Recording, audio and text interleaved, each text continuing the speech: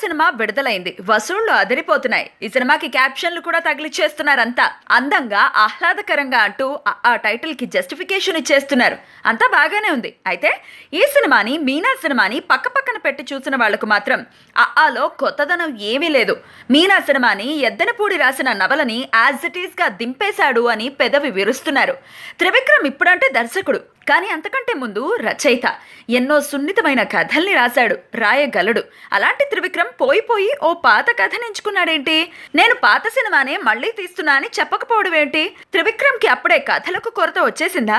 త్రివిక్రమ్ దగ్గర కథలు అయిపోయాయా అంటూ విమర్శన బాణాలు సంధిస్తున్నారు సాహితీ ప్రియులు. మీనా అంటే త్రివిక్రమ్కి ఇష్టం కావచ్చు, అందుకే ఆ సినిమాని మళ్ళీ తీయాలనుకున్నాడేమో. కానీ ఆ విషయం ముందే ధైర్యంగా ఎందుకు చెప్పలేకపోయాడు? అంటే ఇది మీనా సినిమాని ముందే చెప్పేస్తే చూడక ముందే అందరూ మీనా సినిమాని చూసేస్తారని, దాంతో నచ్చకపోవచ్చని భయపడ్డా? ఇప్పుడు మరి త్రివిక్రమ్ కాపీ కొట్టాడన్న ముద్ర పడిపోయింది కదా, మరి దాని నుంచి తను ఎలా తప్పించుకోగలుగుతాడు? త్రివిక్రమ్ లాంటి రచయితకు ఇది తగిన పనేనా?